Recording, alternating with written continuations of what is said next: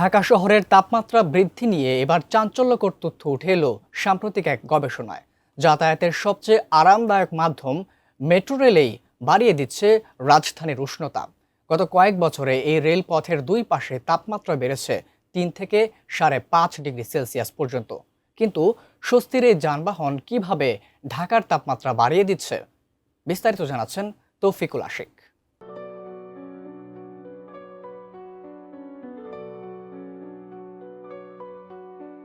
উত্তরার দিয়াবাড়ি থেকে মতিঝিল পর্যন্ত বিস্তৃত এমআরটি লাইন 6 এখন রাজধানীর লাইফলাইন। ঢাকাবাসীর যাতায়াতকে ভিন্ন এক মাত্রা দিয়েছে এই বাহন। স্বল্প সময় যাতায়াতের ফলে প্রতিদিন বেঁচে যাচ্ছে মানুষের হাজার হাজার কর্মঘণ্টা।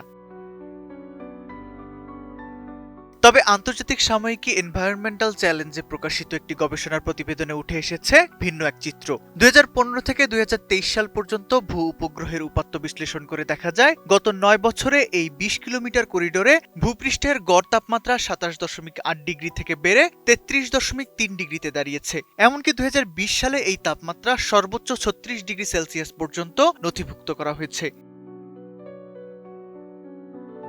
ঢাকা বিশ্ববিদ্যালয় ও শাহজালাল বিজ্ঞান ও প্রযুক্তি বিশ্ববিদ্যালয়ের গবেষকদের যৌথ গবেষণায় উঠে এসেছে তাপমাত্রা বৃদ্ধির ৩টি প্রধান কারণ। প্রথমত, মেট্রো রেল নির্মাণের জন্য দিয়াবাড়ি থেকে মতিঝিল পর্যন্ত বিপুল পরিমাণ গাছপালা অপসারণ করা হয়েছে, ফলে সূর্যের আলো সরাসরি পিচঢালা সড়কে পড়ছে। দ্বিতীয়ত, মেট্রো রেলের ভায়াডাক্ট ও স্টেশনগুলো কংক্রিটের তৈরি। এই কংক্রিট দিনের বেলায় সূর্যের তাপ শোষণ করে এবং রাতে তা ধীরে ধীরে ছাড়ে, যার ফলে রাতেও এই এলাকায় গরম অনুভূত হয়। তৃতীয় কারণ হিসেবে বলা হচ্ছে বায়ু চলাচলে বাধার কথা। উঁচু স্টেশন ও ভায়াডাক্টের কারণে ভূপৃষ্ঠের কাছাকাছি বাতাসের স্বাভাবিক প্রবাহ বাধাগ্রস্ত হচ্ছে, ফলে স্টেশনের ভেতরে ও নিচের সড়কে জমে থাকা তাপ বের হতে পারছে না। দেশের মানুষকে প্রতিদিন সুরক্ষিত রাখার প্রত্যয় নিয়ে এলো সেফ রাউন্ড সুই। গবেষণা দলের সদস্য ঢাকা বিশ্ববিদ্যালয়ের ভূতত্ত্ব বিভাগের সহকারী অধ্যাপক ফরহাদ হোসেনের মতে, ভবিষ্যতের মেট্রো বা যে কোনো বড় অবকাঠামো প্রকল্পে আগেই তাপমাত্রার সম্ভাব্য প্রভাব মূল্যায়ন করা দরকার। পাশাপাশি কতটা গাছপালা নষ্ট হবে তার হিসাব এবং তার বিপরীতে পুনর্নবায়নের জন্য নির্দিষ্ট বাজেট রাখা জরুরি।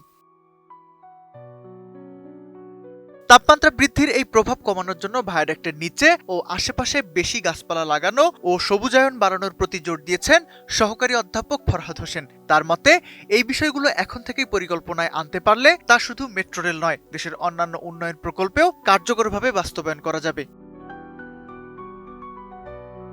নগর জীবনকে সহজ করতে মেট্রো রেল যেমন অপরিহার্য, তেমনি প্রাকৃতিক ভারসাম্য রক্ষা করাও জরুরি। অবকাঠামোগত উন্নয়নের পাশাপাশি পরিবেশগত প্রভাব মোকাবেলায় কার্যকর ব্যবস্থা ঢাকা শহরকে মানুষের বাসযোগ্য করে রাখতে পারে।